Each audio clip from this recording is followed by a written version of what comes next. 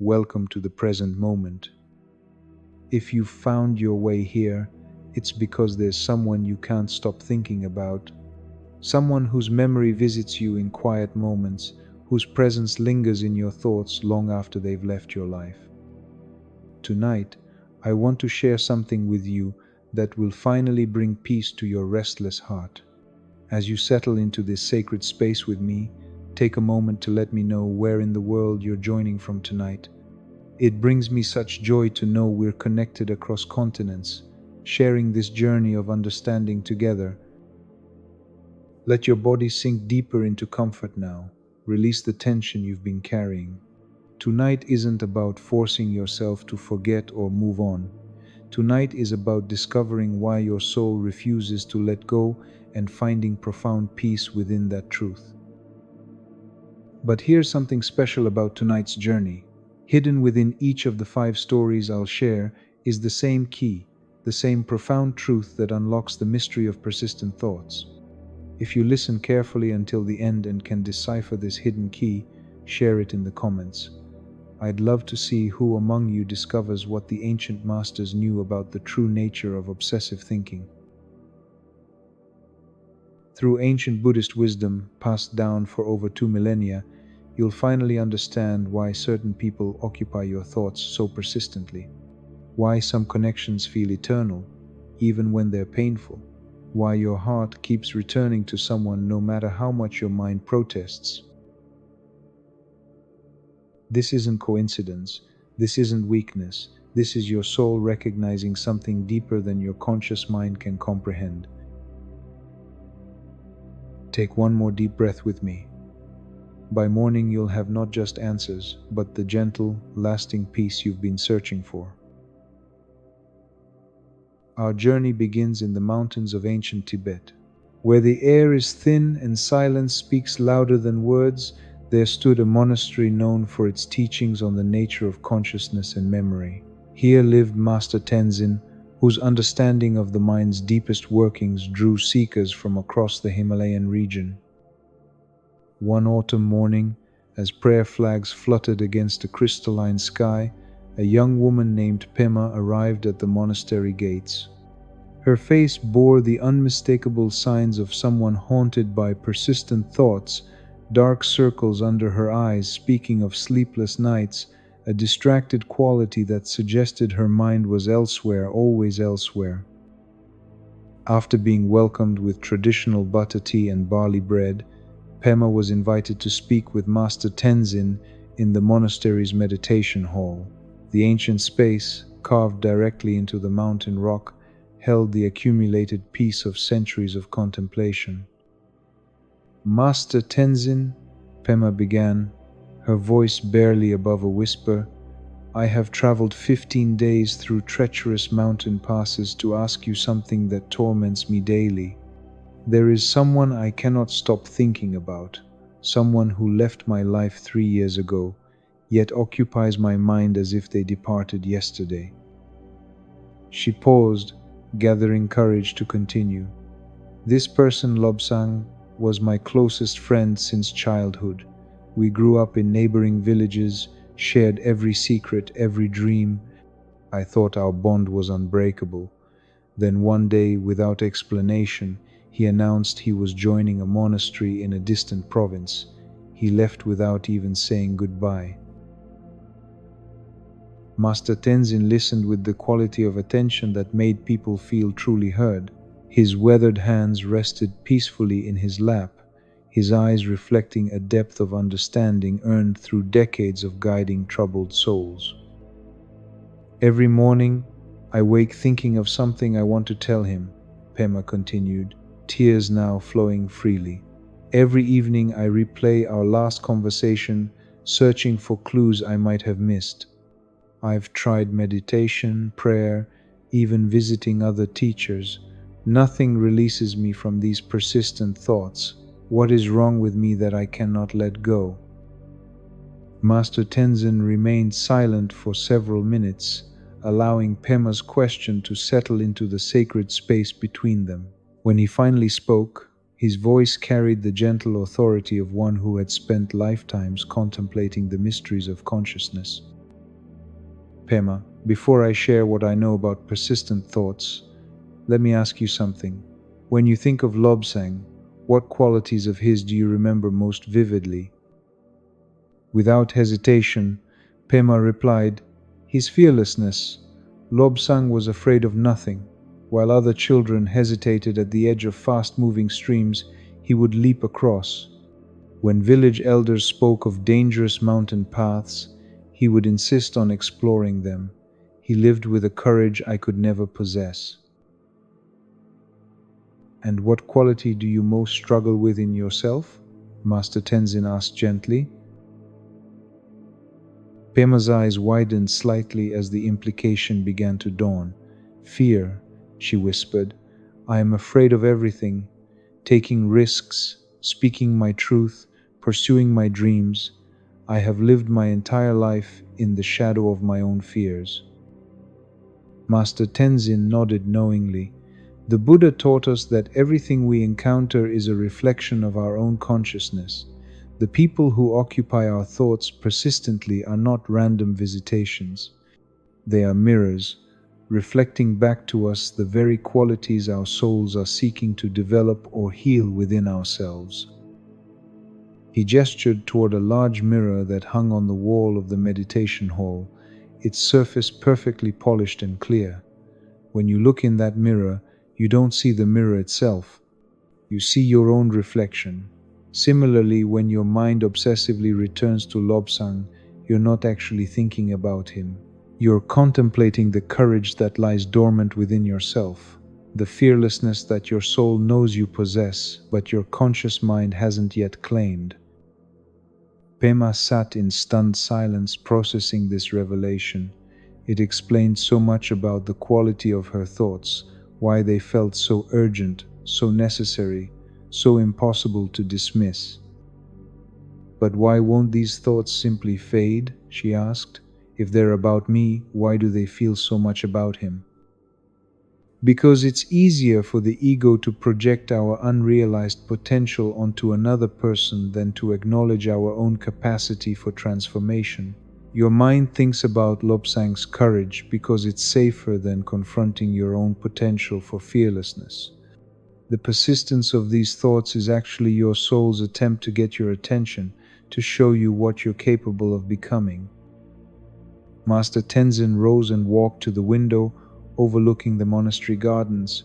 Below, young monks were engaged in their daily tasks, some tending vegetables, others copying sacred texts, each absorbed in their particular path of development. There is an ancient Tibetan teaching that says, the teacher appears when the student is ready, but sometimes the teacher doesn't appear as a wise elder offering direct instruction. Sometimes the teacher appears as a persistent memory, a recurring thought, an image that won't leave your mind.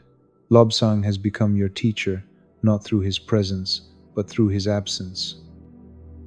Pema joined him at the window, her mind reeling with this new understanding. So the reason I can't stop thinking about him is because I haven't learned what he came to teach me? Precisely. Your consciousness will continue to return to this memory until you embody the quality it represents. Once you begin to live with the courage you so admire in Lobsang, the obsessive thoughts will naturally fade, not because you've forgotten him, but because you've become who you're meant to be. Over the following days, Master Tenzin guided Pema through a series of contemplative practices designed to help her reclaim the courage she had projected onto Lobsang. They worked with visualization exercises where she imagined herself responding to fear with the same boldness she remembered in her friend. The Buddha taught that we suffer not because of what others do to us, but because of what we believe about ourselves. Master Tenzin explained during one of their sessions. Your suffering isn't really about Lobsang leaving. It's about believing you're someone who lacks courage. This belief keeps you trapped in the past, searching for bravery in your memories instead of finding it in your present moment. As Pema's understanding deepened, something remarkable began to happen. The urgent quality of her thoughts about Lobsang gradually transformed.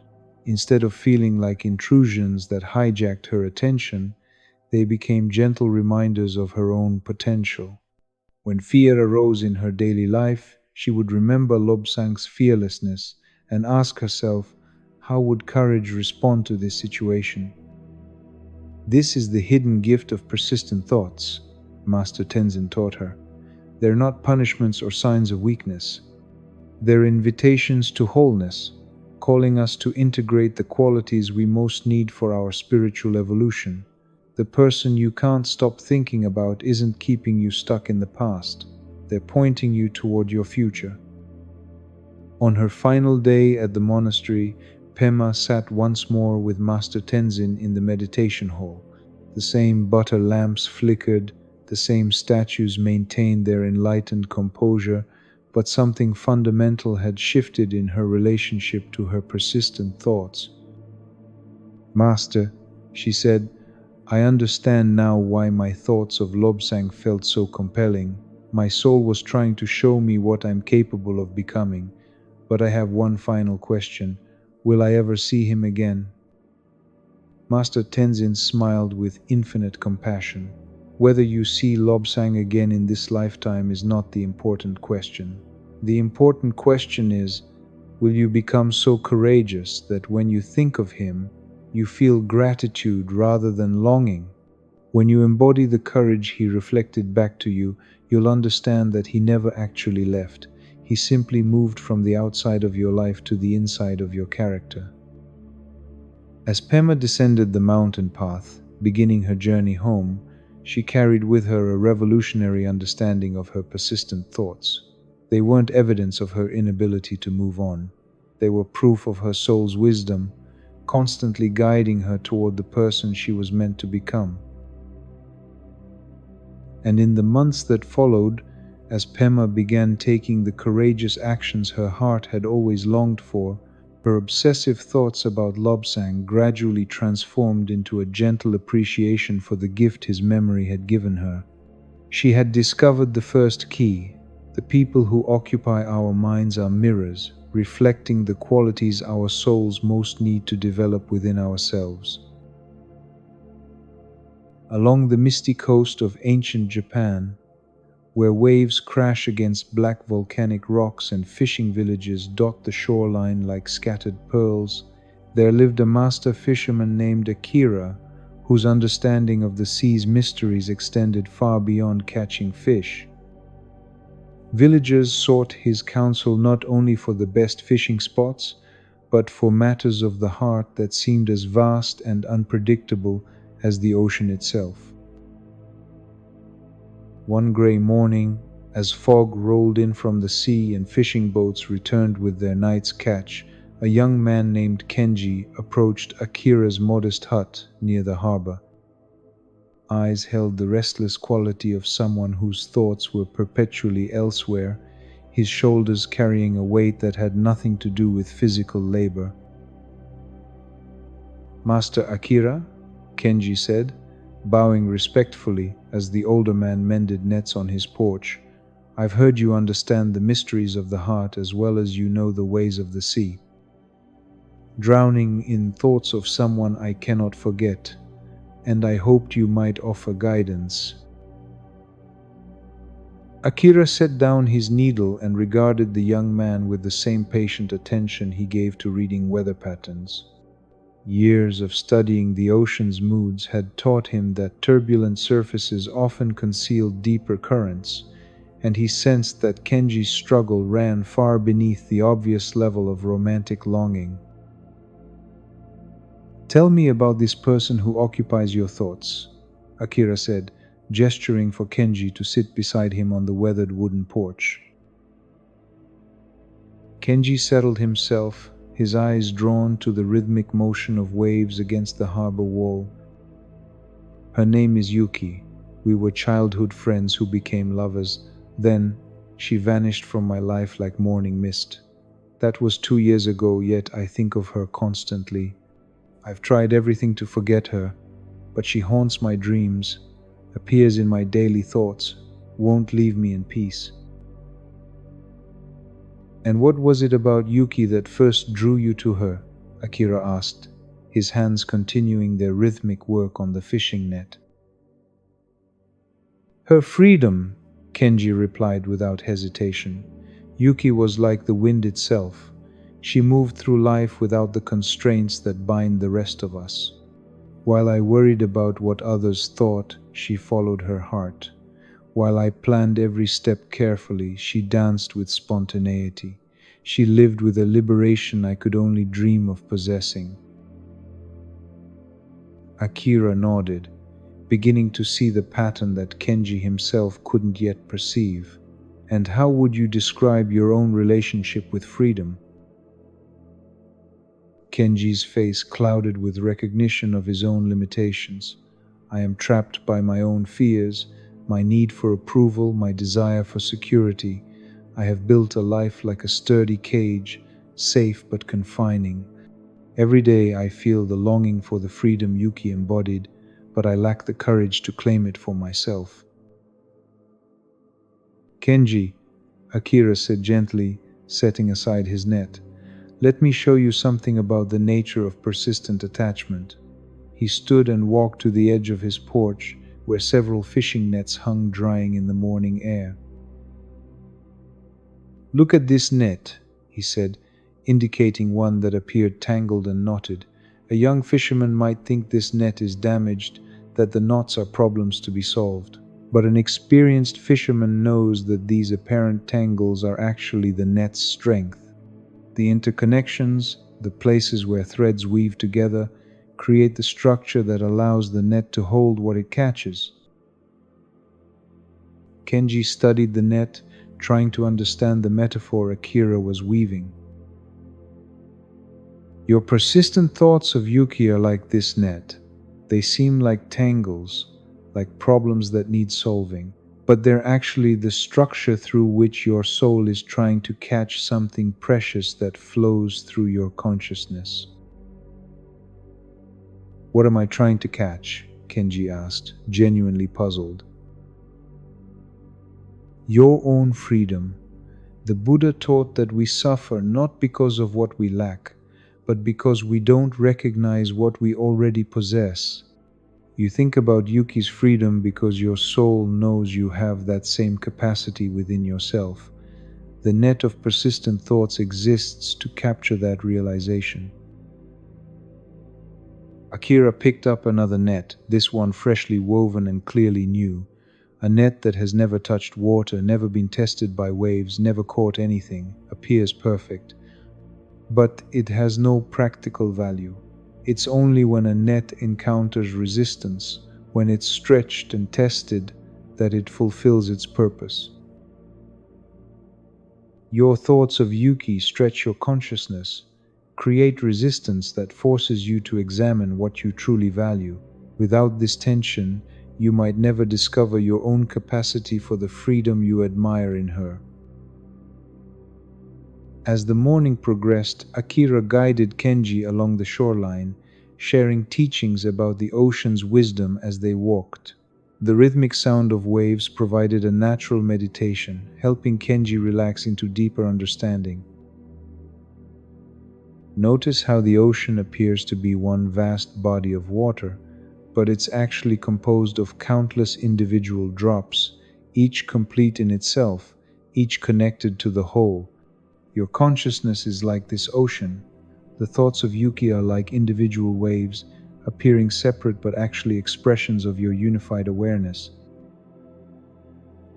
When you resist these thoughts, you create turbulence, like trying to stop waves with your hands. But when you understand their nature, they become part of the ocean's natural rhythm. The key is recognizing that these waves of memory aren't visitors from outside yourself. They're movements within your own consciousness, pointing you toward wholeness. Kenji picked up a smooth stone and cast it into the water, watching the ripples expand outward in perfect circles. So, you're saying my obsession with Yuki isn't really about her at all? In one sense, yes, but in a deeper sense, it's absolutely about her. because she serves as a perfect mirror for the freedom that exists within you. The Buddha taught that everything we encounter is our teacher. Yuki taught you about freedom through her presence. Now she teaches you about claiming that freedom through her absence. But why does the lesson feel so painful?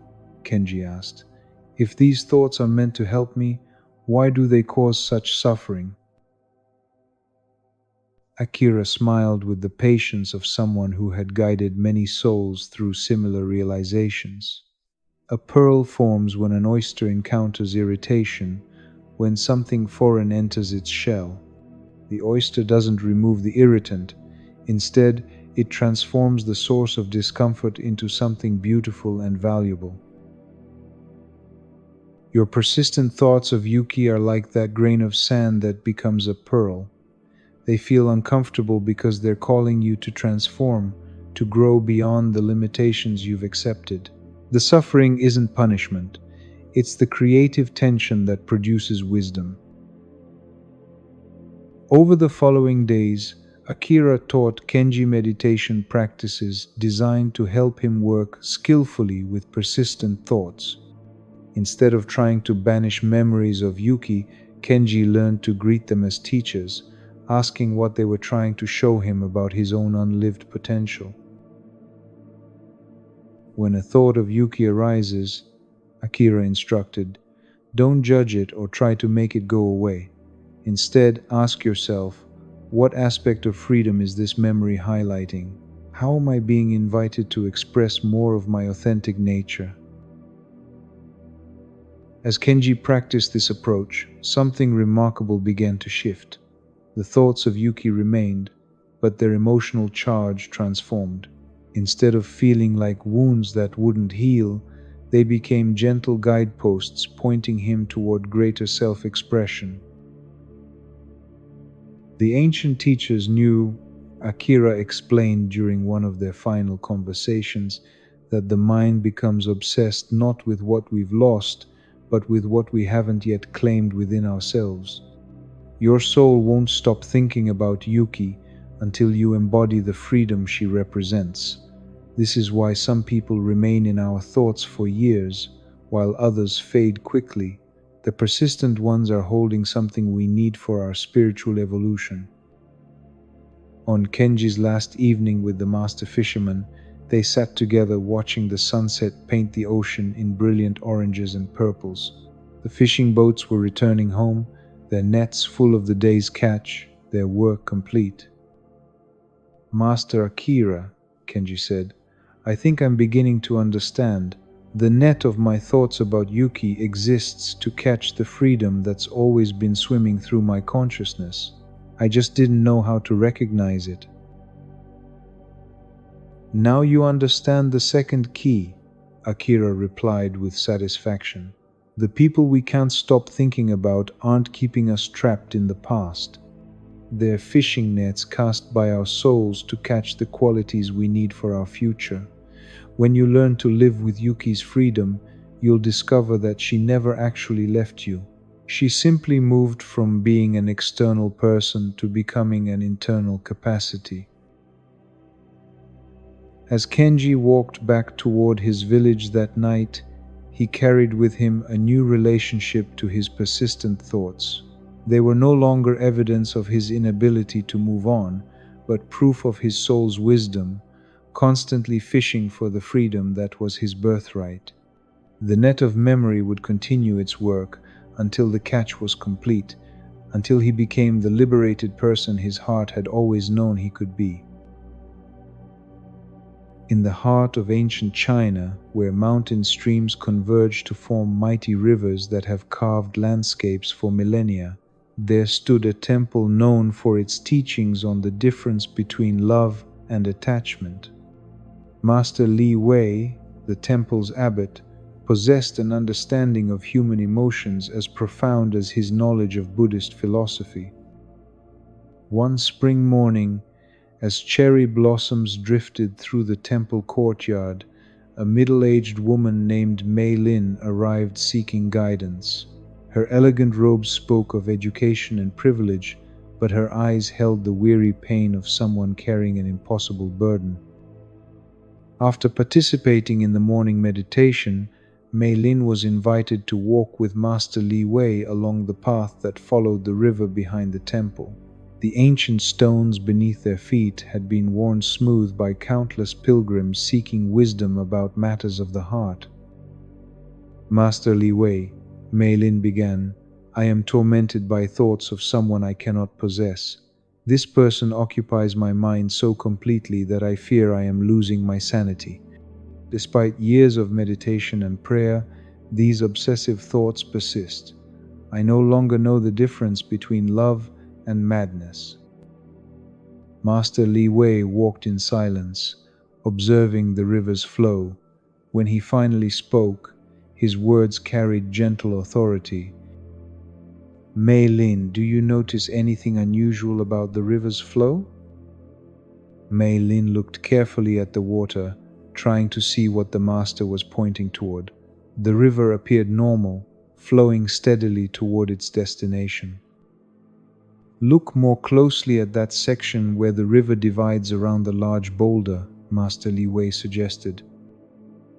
As Mei Lin focused her attention, she began to notice something she had initially missed. One channel flowed smoothly around the obstacle, maintaining its natural rhythm. The other channel fought against a fallen log, creating turbulence, foam, and a churning eddy that trapped water in circular motion. I see it now. One path flows freely, while the other creates conflict and stagnation.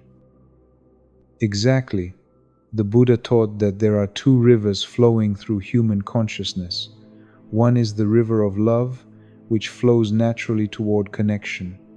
The other is the river of attachment, which creates eddies and turbulence, trapping our awareness in circular patterns that lead nowhere. They continued walking until they reached a stone bench positioned to offer a clear view of both river channels. Tell me about the person who occupies your thoughts, he said gently. But first, tell me what qualities in them capture your attention so completely. Mei Lin's face softened as she spoke. His name is Wei Ming. He is a scholar and poet whose wisdom illuminates every conversation. When he speaks about philosophy or recites his poetry, I feel like I'm in the presence of something divine. He possesses a depth of understanding and spiritual insight that I desperately wish I could cultivate within myself. And how do you experience your own relationship with wisdom and spiritual insight? The question caught Mei Lin off guard. I feel inadequate in those areas. Despite years of study and practice, I sense that true wisdom remains elusive. I am intelligent enough to understand concepts intellectually, but I lack the depth of realization that transforms knowledge into genuine insight. Master Li Wei nodded with recognition. Mei Lin, you've just identified the source of your obsessive thoughts. Your mind returns constantly to Wei Ming not because you love him, but because he reflects the spiritual depth you haven't yet claimed within yourself. But surely my feelings for him are love. I care about his well-being. I delight in his happiness. I would sacrifice my own comfort for his benefit. Those may be expressions of genuine care, but let me ask you this. Do your thoughts of Wei Ming bring you peace and expansion, or do they create suffering and contraction? Does thinking of him inspire you to grow and develop your own wisdom, or does it make you feel incomplete and inadequate? Mei Lin considered the question honestly. If I'm truthful, thinking of him often makes me feel hollow and lacking. I become consumed with comparing myself to him, with wanting something from him that I cannot name, with a desperate need for his recognition and approval. This is the difference between the two rivers. Love flows like the smooth channel of the river, naturally and without resistance. It delights in the beloved's qualities without needing to possess them. It feels grateful for the gifts they bring without feeling diminished by comparison. Love recognizes itself in the other and feels expanded by the connection. Attachment, however, flows like the turbulent channel, creating eddies and whirlpools that trap our consciousness. Attachment needs something from the other person, whether it's validation, completion, or the reflected glory of their qualities. Attachment makes us feel incomplete without the other, creates suffering when they're absent, and generates the obsessive thinking you're experiencing. As the afternoon progressed, Master Li Wei guided Mei Lin through contemplative exercises designed to help her distinguish between these two rivers in her own experience. Notice, when you think of Wei Ming's wisdom, do you feel inspired to cultivate wisdom yourself, or do you feel defeated by your perceived lack? When you imagine him happy, do you feel joy, or do you feel excluded from his happiness? These subtle distinctions reveal which river your consciousness is following. Through this careful examination, Mei Lin began to recognize that many of her thoughts about Wei Ming were actually thoughts about her own unfulfilled potential. The qualities she admired in him were mirrors reflecting capacities within herself that she hadn't yet developed or acknowledged. The Buddha taught that everything we perceive exists first within our own consciousness. You cannot recognize wisdom in Wei Ming unless wisdom already exists within you. The persistent thoughts arise because your soul is trying to direct your attention toward these undeveloped aspects of yourself. But why does my mind focus on him rather than directly on developing these qualities in myself? Because it feels safer to admire these qualities in someone else than to take responsibility for developing them ourselves. When we project our potential onto another person, we can appreciate these qualities without the vulnerability and effort required to embody them. But this projection creates the turbulent river of attachment because we're trying to possess externally what can only be fulfilled internally. As the days passed, Master Li Wei taught Mei Lin practices for redirecting the energy of attachment toward the development of genuine love and self-cultivation. Instead of dwelling on Wei Ming's wisdom, she learned to ask, "How can I develop this depth of understanding within myself?" Instead of yearning for his recognition, she practiced appreciating her own insights and growth. The ancient teachers knew that obsessive thinking is actually misdirected spiritual energy. The intensity of your thoughts about Wei Ming reveals how powerfully your soul desires the wisdom he represents. But instead of seeing this as evidence of love for him, recognize it as evidence of your own spiritual potential seeking expression. On her final day at the temple, Mei Lin sat once more by the river with Master Li Wei, watching the two channels flow around the boulder. Her understanding had shifted dramatically during her stay. "Master, I believe I understand now. The smooth channel represents love that flows freely, delighting in others' qualities while remaining centered in its own nature. The turbulent channel represents attachment that creates suffering by trying to possess externally what can only be found within." Yes, and now you understand the third key. The people who create obsessive thoughts in our minds are showing us the very qualities our souls are ready to develop. When we learn to love these qualities in ourselves as fully as we've loved them in others, the attachment dissolves and genuine love remains. Will I stop thinking about Wei Ming entirely? You may continue to think of him, but the quality of those thoughts will transform completely. Instead of the desperate hunger of attachment, you'll feel the warm appreciation of love. You'll think of him with gratitude for the mirror he provided, helping you recognize the wisdom that was always present within your own consciousness. As Mei Lin prepared to leave the temple, she carried with her a revolutionary understanding of her persistent thoughts. They weren't evidence of great love or spiritual weakness. They were her soul's sophisticated mechanism for guiding her toward wholeness, using the image of another person to point her toward undeveloped capacities within herself. The river of attachment could be transformed into the river of love, but only by recognizing that what she sought in Wei Ming had always belonged to her own awakening consciousness. In the ancient capital of Kyoto, where temples and gardens preserved the refined wisdom of classical Japan, there lived a renowned tea master named Okakura-san, whose understanding of beauty and impermanence drew visitors from across the archipelago.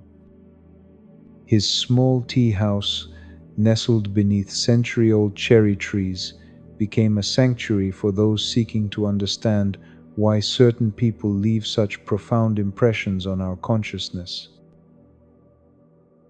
One evening in late spring, as cherry blossoms carpeted the ground like pink snow and the air carried their subtle fragrance, a successful merchant named Takeshi arrived seeking guidance. Despite his material prosperity and social standing, his eyes held the haunted quality of someone whose success felt hollow. After participating in the evening tea ceremony, Takeshi was invited to remain for private counsel. The tea house, lit by traditional lanterns, created an atmosphere of sacred intimacy.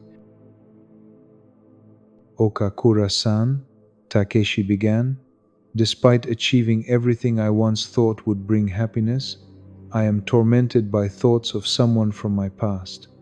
This person appears in my dreams, influences my decisions, shadows my daily life even though we haven't spoken in 7 years. I fear I am losing my mind to these persistent memories." Okakura-san prepared fresh tea with mindful precision, allowing the ritual itself to create space for deeper truth to emerge. When the tea was ready, he offered the perfectly warmed cup to Takeshi. "Tell me about this person who occupies such space in your consciousness." Takeshi's composed businessman exterior softened. "Her name is Sakura, and she was an artist, a painter whose work captures something I cannot name but immediately recognize. When I knew her, she lived with a creative passion that seemed to illuminate everything around her. She painted with her whole soul, completely absorbed in the beauty she was creating." "And what is your relationship with creative expression?" The question penetrated Takeshi's carefully constructed self-image. "I was once a calligrapher. I found great joy in the flowing movements of brush on paper, the meditation of creating beautiful characters. But my family convinced me that art was impractical, that business was the path to security and respect. So you chose the practical path and achieved the success you sought. Yet something within you remains unsatisfied." Exactly. Every business achievement feels empty. Every financial milestone brings momentary satisfaction followed by a deeper hollowness. And constantly my mind returns to Sakura and the life of creative passion she represented. Okakura-san rose and walked to the window overlooking the cherry trees, their branches heavy with blossoms that would soon fall. "Takeshi-san, let me share with you the teaching of the cherry blossoms, something that has guided seekers for over 1,000 years. Look at these cherry trees. For most of the year, they appear ordinary, indistinguishable from countless other trees. But for a few precious weeks in spring, they transform into something transcendent, so beautiful that people travel great distances just to witness their blooming." Takeshi joined him at the window, studying the ethereal beauty of the blossoms in the soft lantern light. "These trees don't struggle against their nature. They don't try to bloom year-round or apologize for their seasons of apparent dormancy. They understand that their brief flowering is made more precious precisely because it cannot last. Your consciousness works in a similar way. Some people pass through our lives like the green seasons of the cherry tree, necessary but not particularly memorable. But others arrive like the sakura season, awakening something so beautiful and essential within us that their memory becomes sacred. Sakura, the person, came into your life during your creative season, when the artist within you was still alive and flowering. She didn't create that creativity in you. She simply witnessed it, celebrated it, reflected it back to you so clearly that you could see your own creative nature. Takeshi felt something shifting in his understanding, so my obsession with her is really about your soul's way of preserving the memory of your own flowering. The artist you once were doesn't cease to exist because you chose a different path. He simply went dormant, like these cherry trees in winter. But why does thinking of her cause such pain? Because you're looking for spring in the wrong place. You're searching for the blooming in Sakura herself, rather than recognizing that she was simply the mirror that showed you your own capacity for creative flowering. Over the following days, Okakura-san guided Takeshi through tea ceremonies that doubled as moving meditations. Each precise movement of the ritual became a practice in mindful creativity, helping him reconnect with the artistic sensibility he thought he'd lost. The Buddha taught that everything we need for awakening already exists within us. Your persistent thoughts of Sakura are actually your creative spirit calling you home to yourself. When you think of her painting, notice what happens in your body. Feel the longing, not for her, but for the creative expression you abandoned. That longing is your soul's wisdom, pointing you toward what needs to be reclaimed. As Takeshi practiced this new way of relating to his obsessive thoughts, something remarkable began to happen. The painful edge of his memories started to soften, replaced by a growing recognition of his own dormant creativity seeking expression. This is the fourth key Okakura-san taught him on their final evening together. The people who leave lasting impressions on our consciousness do so because they witnessed and reflected our authentic nature during a time of flowering. Our persistent thoughts of them are actually our souls calling us back to that authenticity. Will I ever see Sakura again? Perhaps, but more importantly, will you see yourself clearly enough to honor the creative spirit she helped you recognize? When you do, you'll understand that she never truly left. She became part of your inner landscape, forever pointing you toward your own capacity for beauty. As Takeshi prepared to leave Kyoto, he carried with him a small calligraphy brush, a gift from Okakura-san. In the months that followed, he began setting aside time each morning for creative practice, slowly awakening the artist who had been dormant for so many years. His thoughts of Sakura remained, but they transformed from sources of pain into gentle reminders of his own creative potential. He had learned that some people enter our lives not to stay, but to awaken us to aspects of ourselves we might otherwise never discover. Deep in the mountains of Korea, where mist clings to pine-covered peaks and silence holds the weight of centuries, there existed a hidden temple built beside a perfectly still lake that reflected the sky so clearly it was impossible to tell where heaven ended and earth began. Here lived Master Sunja, whose understanding of reflection and reality drew pilgrims seeking to comprehend the deepest mysteries of consciousness and identity. One autumn morning, as golden leaves drifted onto the lake's mirror surface and the air carried the crisp promise of winter, a young scholar named Jinho arrived at the temple gates. His scholarly robes marked him as a man of learning, but his haunted expression revealed someone whose intellectual achievements had failed to bring peace to his tormented heart. After being welcomed with mountain tea and rice cakes, Jinho was invited to sit with Master Sunja beside the famous mirror lake. The surface was so still that clouds, trees, and sky appeared both above and below, creating a world where reflection and reality became indistinguishable. Master Sunja, Jinho began, his voice carrying the weariness of someone who had exhausted all conventional solutions. I have come because my scholarly mind cannot solve a problem that consumes my daily existence.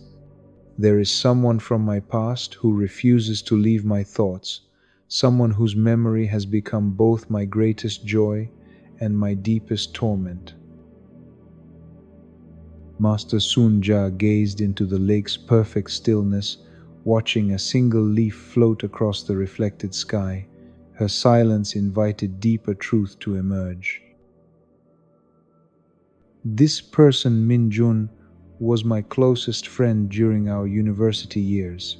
We spent countless hours in philosophical discussions, challenging each other's ideas, pushing each other toward deeper understanding. He possessed an intellectual honesty that I have never encountered in anyone else, a willingness to question everything, including his own cherished beliefs. Then one day, he announced he was abandoning his scholarly pursuits to become a simple farmer in a remote village.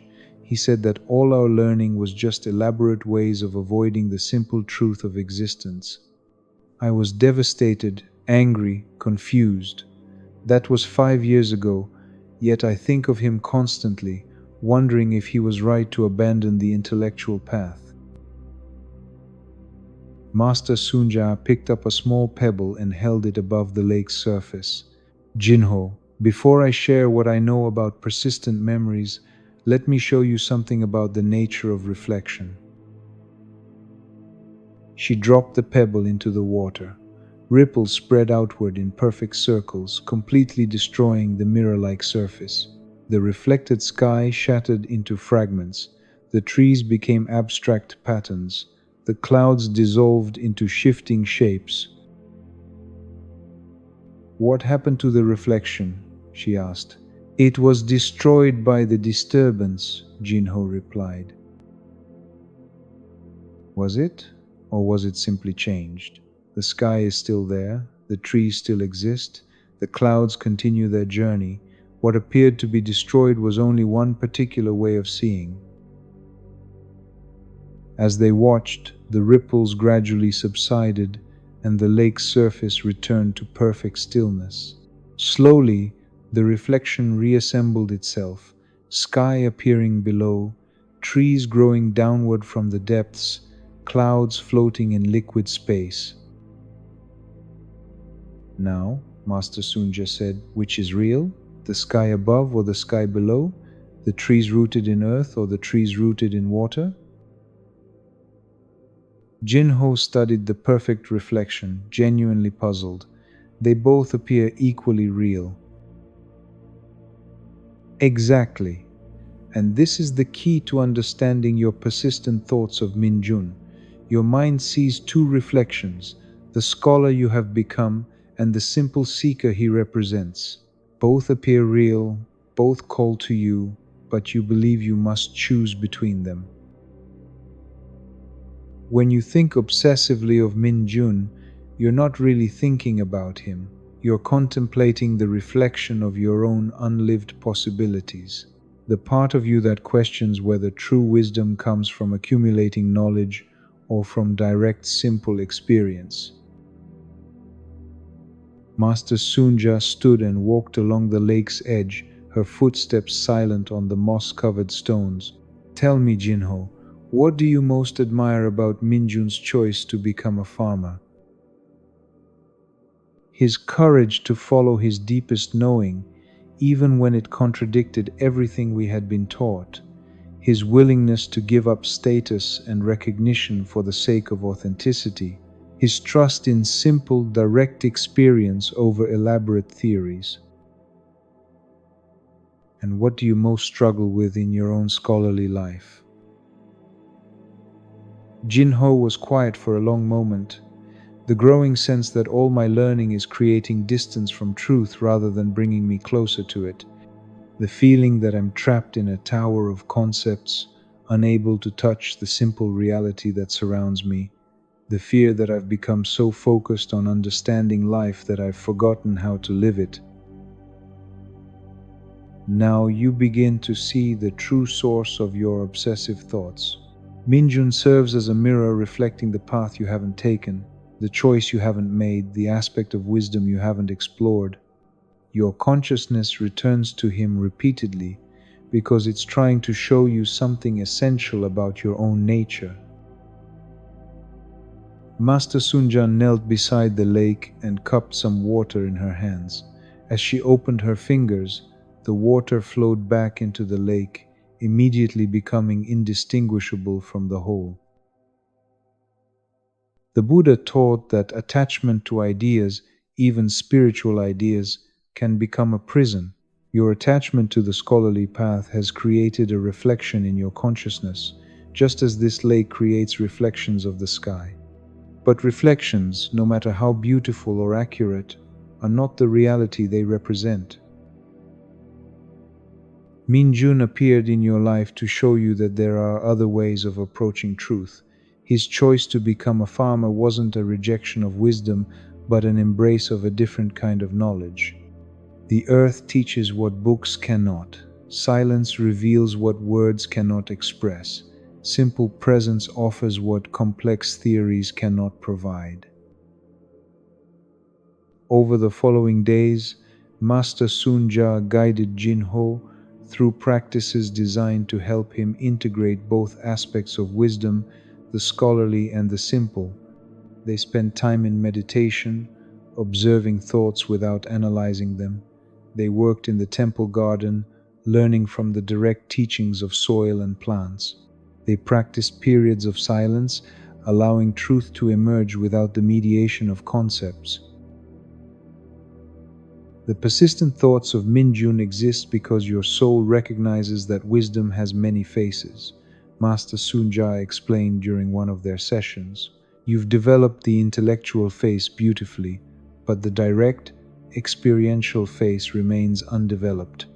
Your consciousness won't stop returning to Minjun until you honor both aspects of your nature.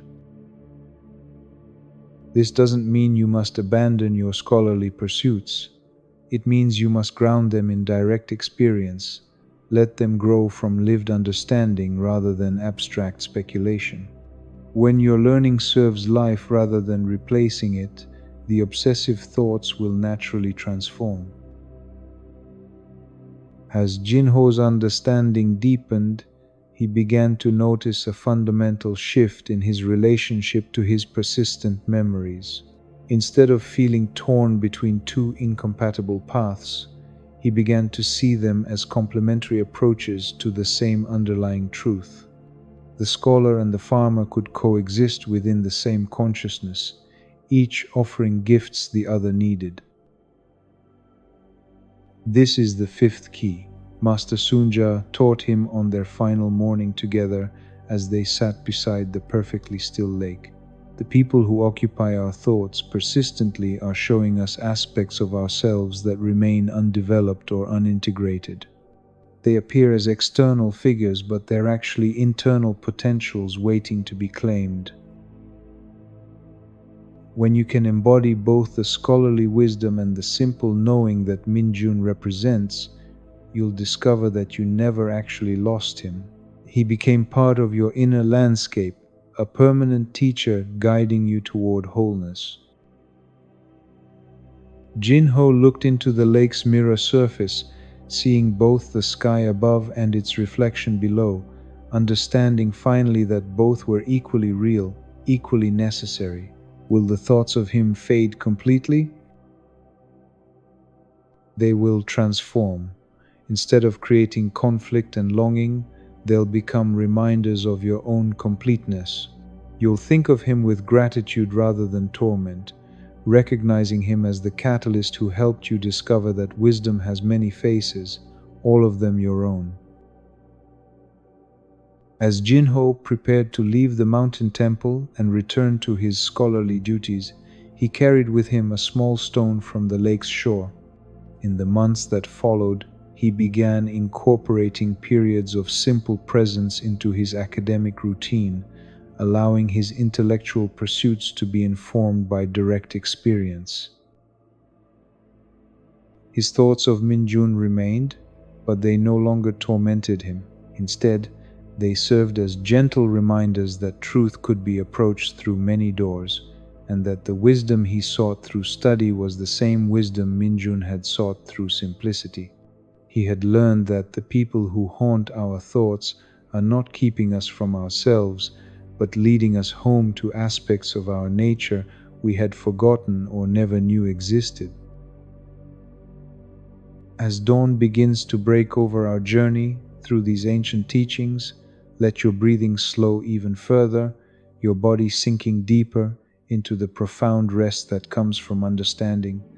We have traveled together through 5 sacred stories, each one revealing the same hidden truth about the nature of persistent thoughts. Through Pema's story in the Tibetan monastery, you discovered that the people who occupy our minds are mirrors reflecting the qualities our souls most need to develop within ourselves. Lobsang's courage wasn't something external to admire, but Pema's own fearlessness waiting to be claimed. In Kenji's encounter with the wise fisherman, you learned that persistent thoughts are like nets cast by our consciousness to catch the qualities we need for our spiritual evolution. Yuki's freedom wasn't lost when she left, it was simply waiting for Kenji to recognize it within himself. Mei Lin's journey by the 2 rivers revealed the difference between love and attachment, showing how we suffer when we try to possess externally what can only be fulfilled internally. Wei Ming's wisdom was a reflection of her own undeveloped spiritual insight.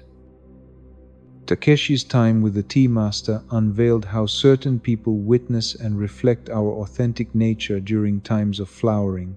Sakura's creativity wasn't separate from him, but his own artistic spirit calling him home to himself.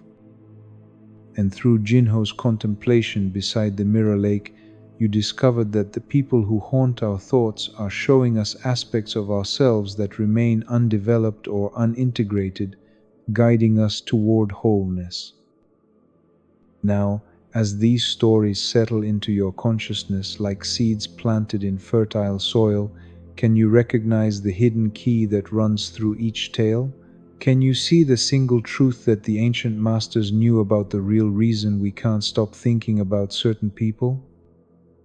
The key is this: every person who persistently occupies your thoughts is a mirror reflecting an aspect of yourself that your soul is ready to develop, heal, or integrate. You're not obsessing over them, you're contemplating your own unlived potential, your own undeveloped capacities, your own journey toward wholeness. This is why some people fade quickly from memory while others remain for years, decades, even lifetimes.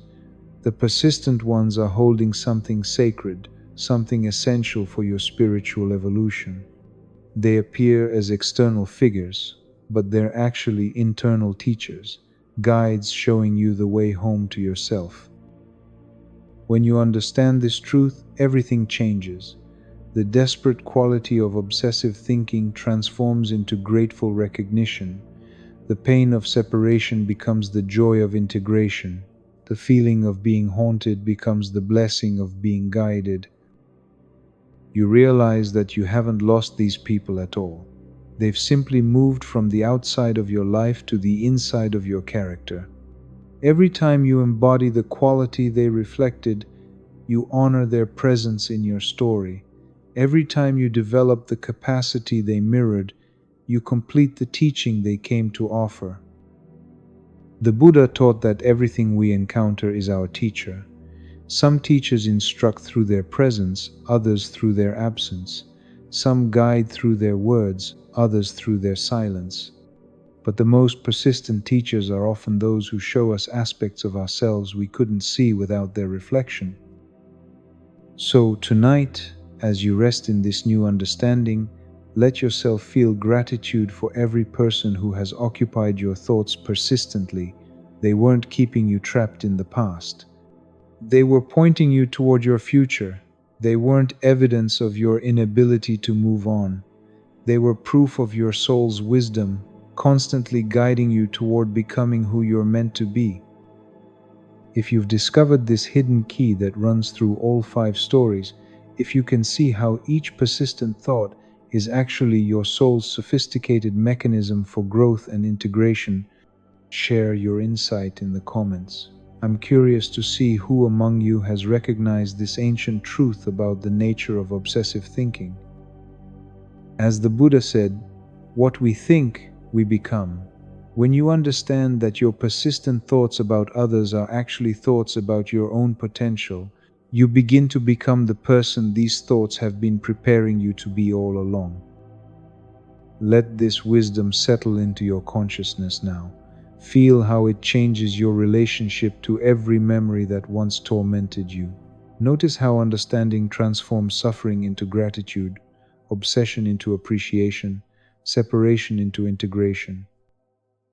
The people you can't stop thinking about aren't holding you back. They're calling you forward. They're not keeping you stuck in the past. They're illuminating your path to the future. They're not evidence of what you've lost. They're reminders of what you're ready to gain. In the Tibetan tradition, there's a teaching that says when the student is ready, the teacher appears, but sometimes the teacher appears as a persistent memory, a recurring thought, an image that won't leave your mind. These internal teachers are often the most powerful because they work directly with your consciousness, gently and persistently guiding you toward wholeness. As you drift deeper into sleep, imagine all the people who have occupied your thoughts over the years standing before you with gratitude, thanking you for finally understanding their true purpose in your life. See how they smile as you recognize that they weren't trying to torment you, but to liberate you. They weren't keeping you bound to the past, but preparing you for your future. Feel the lightness that comes from this understanding, the weight you've been carrying, the confusion that has plagued you, the self-judgment about your inability to move on, all of it dissolving in the gentle light of comprehension. You weren't doing anything wrong. Your consciousness was doing exactly what it needed to do to guide you toward growth. The Buddha taught that the lotus flower grows most beautifully from the deepest mud. Your persistent thoughts, even the most painful ones, have been the mud from which your wisdom has grown. What seemed like obstacles to your peace were actually pathways to your awakening. Tonight you can rest knowing that your heart and mind are working perfectly, exactly as they're designed to work. The thoughts that once felt like visitations from the outside are revealed to be movements from within, your own consciousness constantly guiding you toward the person you're meant to become. As sleep embraces you, carry with you this truth. You are not broken for thinking persistently about certain people. You are not weak for being unable to forget. You are not stuck for returning again and again to the same memories. You are simply being human in the most beautiful way, allowing your consciousness to use every experience, every relationship, every memory as a teacher guiding you home to yourself. The ancient masters knew what modern psychology is only beginning to understand. The mind doesn't create persistent thoughts randomly. Every recurring memory, every obsessive thought, every image that won't fade is your consciousness pointing you towards something essential for your growth. When you stop fighting these thoughts and start listening to them, you discover they've been trying to help you all along. So let yourself sink deeper into peace now. knowing that the very thoughts that once tormented you have been revealed as evidence of your soul's wisdom. Let yourself feel grateful for every person who has occupied your mind persistently, recognizing them as teachers, guides, mirrors reflecting your own unlimited potential. The Buddha's final teaching was, "Be a lamp unto yourself." Tonight, you understand that the people who live in your persistent thoughts aren't external lights to follow, but reflections of the lamp that has always burned within your own consciousness. They helped you see your own light by reflecting it back to you so clearly that you couldn't miss it. As you rest in this understanding, know that tomorrow you'll wake with a fundamentally different relationship to your own mind. The thoughts that once felt like invaders will be recognized as teachers. The memories that once brought pain will be appreciated as gifts. The people you couldn't forget will be honored as the mirrors they always were, showing you the beauty of your own infinite potential. In the Zen tradition, there's a saying, "When you can see your original face before your parents were born, you'll understand the true nature of reality." Tonight, through understanding the real reason you can't stop thinking about certain people, you've glimpsed that original face. It was reflected in every person who captured your thoughts persistently, mirrored in every quality you admired obsessively, present in every capacity you projected onto others. Your original face is courage when you thought persistently of someone brave. Your original face is freedom when you obsessed over someone liberated. Your original face is wisdom when you couldn't stop thinking about someone insightful. Your original face is creativity when someone artistic haunted your thoughts. Your original face is authenticity when you were drawn to someone genuine. The people who occupy your thoughts aren't keeping you from yourself. They're showing you to yourself. They're not obstacles to your peace. They're pathways to your wholeness. They're not evidence of your brokenness. They're proof of your completeness, waiting to be recognized and claimed. Let this truth penetrate every cell of your being as you surrender to sleep. Feel how it transforms every memory, heals every wound, answers every question you've carried about your own mind and heart. You understand now that you've been perfectly guided all along, even when it felt like you were lost. The Buddha taught that suffering comes from not understanding the true nature of reality. Tonight, you've understood something fundamental about the true nature of your own consciousness. The persistent thoughts that once caused suffering are revealed as expressions of love, your soul's love for your own potential, constantly calling you toward the fullest expression of who you're meant to be. As you drift into the deepest, most peaceful sleep, know that you carry with you one of the most profound secrets of human consciousness. The people we can't stop thinking about are not separate from us. They're aspects of ourselves, reflected back to us through the mirror of relationship, calling us home to our own unlimited nature. Sweet dreams, dear traveler. May you wake tomorrow with the eyes of recognition, seeing in every persistent thought a gift from your own wisdom, a love letter from your own soul, a gentle hand guiding you always toward the light that has never stopped shining within you. The mystery is solved, the secret is revealed. The real reason you can't stop thinking about them is because they were never really them at all. They were always you, calling yourself home. Rest now in this truth. Rest now in this peace. Rest now in the understanding that you are whole, you are guided, and you are loved beyond measure by the very consciousness that created these thoughts to lead you to this moment of recognition. This is now, this is peace, this is home,